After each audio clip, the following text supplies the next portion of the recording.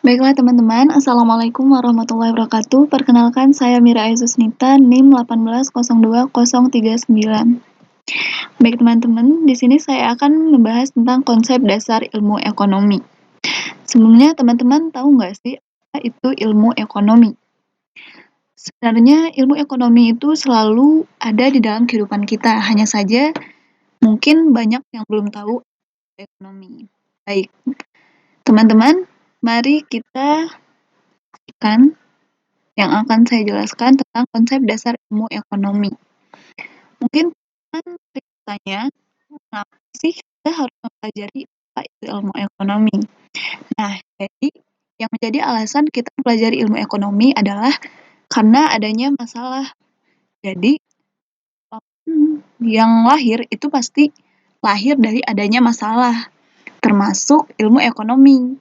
Nah, sih yang selalu muncul dalam bidang ekonomi itu masalahnya. Nah, di sini saya akan memulai dengan sebuah kata yang disebut dengan kelangkaan. Kalau dalam bahasa Inggris itu disebut dengan scarcity. Nah, kelangkaannya kurang lebih membahas tentang dua hal umum. Yang pertama, kebutuhan manusia itu sifatnya tidak terbatas. Nah, jadi kebutuhan manusia itu tidak terbatas, hanya saja alat pemuasnya itu terbatas. Nah, jadi teman-teman, kelangkaan yang akan kita bahas di sini adalah kebutuhan manusia yang sifatnya tidak terbatas dan juga ditambah dengan alat pemuas kebutuhan manusia yang terbatas. Hanya saja di sini kita perlu memahami alat pemuas kebutuhan yang terbatas di sini maksudnya bukan karena sedikit, tapi maksudnya adalah seberapa banyak pun alat pemuas kebutuhan itu ada, itu tidak akan bisa memenuhi seluruh kebutuhan manusia yang tidak terbatas tadi.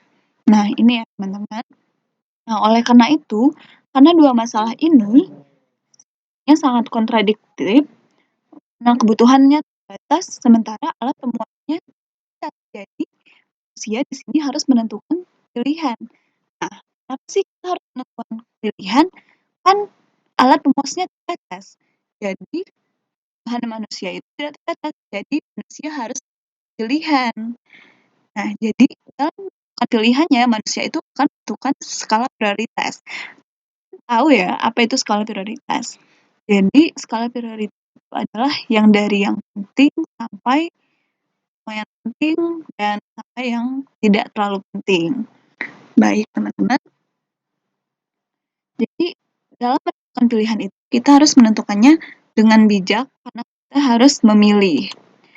Nah, kemudian ketika manusia menentukan pilihan-pilihan dalam hidupnya, akan muncul yang disebut dengan biaya peluang. Jadi, tidak akan membahas tentang biaya peluang di sini.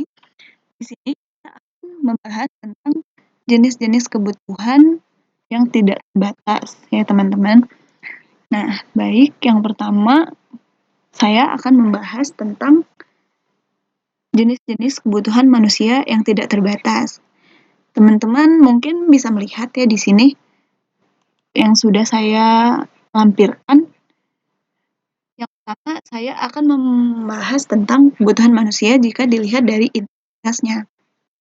Nah, dari intensitasnya, kebutuhan manusia itu bagi jadi tiga. Nah, ada kebutuhan primer, yang kedua sekunder, dan yang ketiga ada tersier. Apa sih kebutuhan primer? Kebutuhan primer adalah kebutuhan yang harus atau wajib untuk dipenuhi terlebih dahulu oleh manusia. Nah, di sini itu bisa kita sebut dengan sandang, pangan, dan juga papan ya teman-teman. Nah, pakaian, makanan, dan juga sandal itu adalah kebutuhan dasar manusia. Itu yang disebut dengan kebutuhan primer manusia. Jadi itu yang harus kita penuhi jika dilihat dari intensitasnya. Nah, yang kedua ada kebutuhan sekunder. Kebutuhan sekunder adalah kebutuhan yang dapat dipenuhi oleh manusia apabila kebutuhan primer tadi sudah dipenuhi. Nah, yang ketiga ada kebutuhan tersier. Kebutuhan tersier itu tidak terlalu harus ya teman-teman. Jadi kebutuhan tersier itu bisa dipenuhi jika kebutuhan primer dan juga kebutuhan sekunder itu sudah dipenuhi. Baik, terima kasih. Wassalamualaikum warahmatullahi wabarakatuh.